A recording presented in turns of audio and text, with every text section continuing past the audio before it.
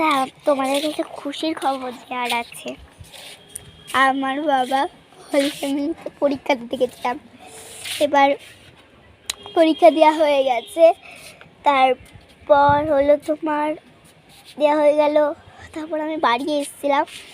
আবার পরশু দিনকা বাবা গিয়েছিল হোলি ফ্যামিলির রেজাল্ট দেখতে। এবার কি হয়েছে শোনো, আমি হোলি ফ্যামিলিতে নাম উঠে গেছে, পাস করে গেছি।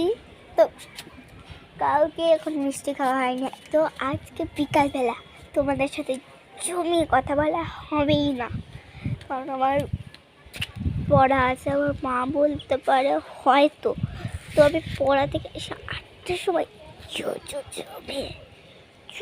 জমিয়ে বলবো, ঠিক আছে?